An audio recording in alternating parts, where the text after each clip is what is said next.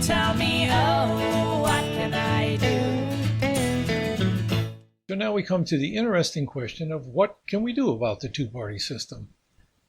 And obviously the first thing that comes to mind is we could move from single winner elections to multi-winner elections using some type of proportional representation to assign seats.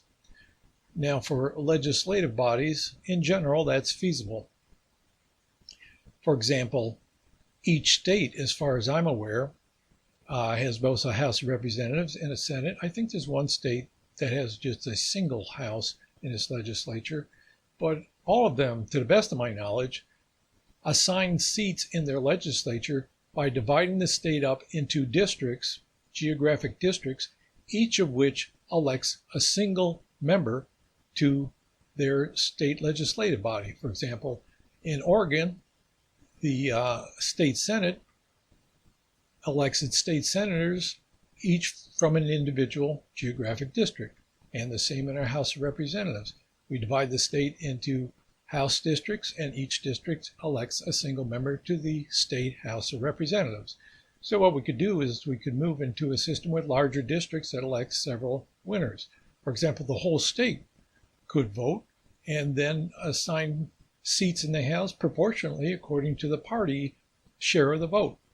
Or you could have somewhat larger districts than we have now. Instead of electing a single winner, they could elect maybe 3, 4, 5, 6 members to one of the bodies in a state legislature and use proportional representation that way.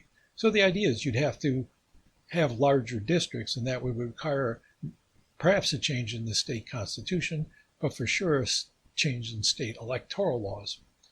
Now, the U.S. House of Representatives is similar, but there is a little kink here.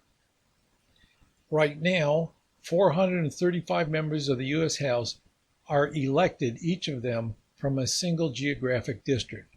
For example, in Oregon, we have 5 representatives that we elect to the House, and we divide our state up into 5 districts, each of which elects one person to go to the U.S. House. So we get 5 altogether from those 5 districts.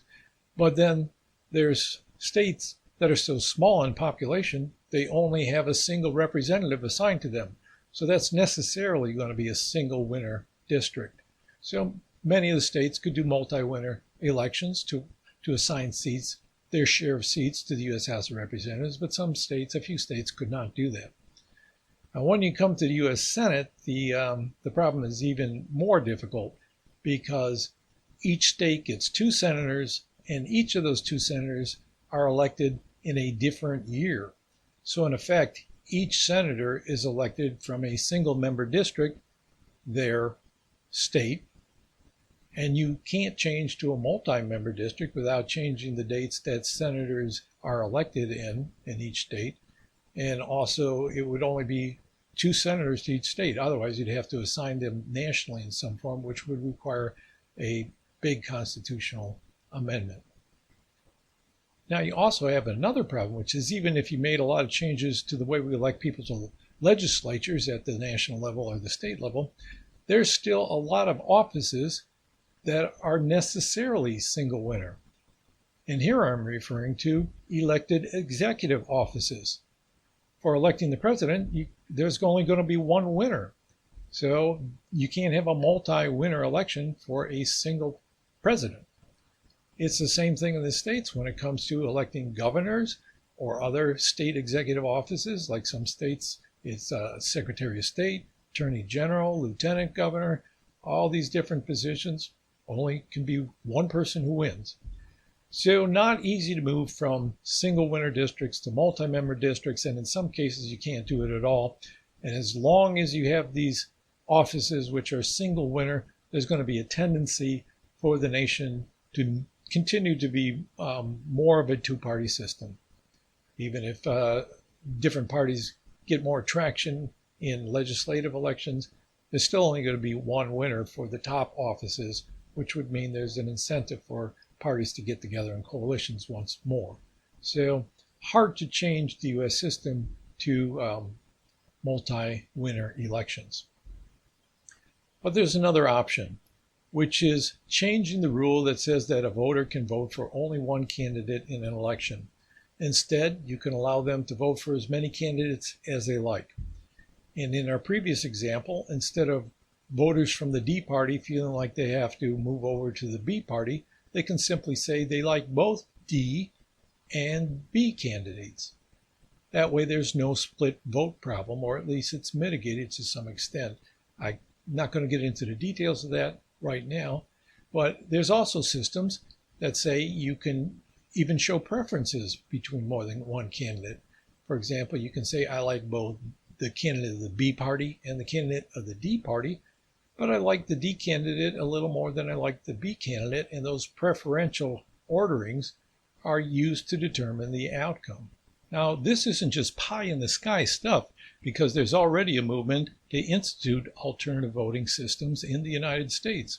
That first type of voting that I mentioned, in which you can vote for more than one candidate at a time, is called approval voting, and that's recently been adopted by 2 cities.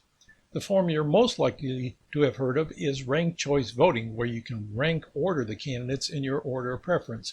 My first choice, my second choice, my third choice, and so forth. Ranked choice voting is used in a number of cities and counties across the country, and it's been adopted for state and federal elections in 2 states, Maine and Alaska. In Alaska's case, they're planning to use it for the presidential election in 2024 to determine their electoral votes. And finally, there's a newly developed form of voting which is getting a lot of attention quickly, and that is star voting, which stands for score then automatic runoff. In star voting, instead of ranking candidates, you give them scores of from 0 to 5 to indicate how much you prefer each candidate.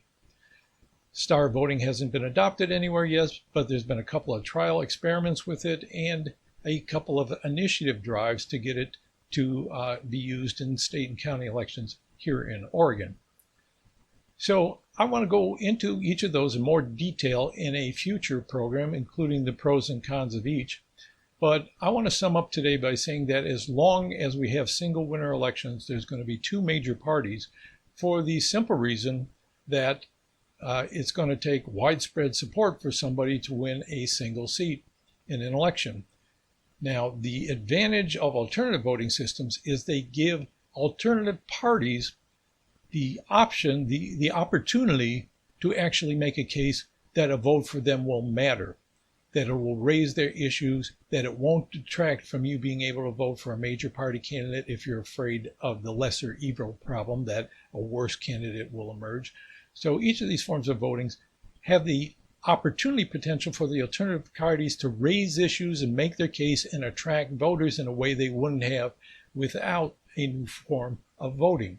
And if they're drawing voters away from the major parties are going to have to adapt and listen to those issues and start making a response to the voters. If they don't adapt, there is a strong possibility that at some point, one of those major parties is going to be replaced by a different party.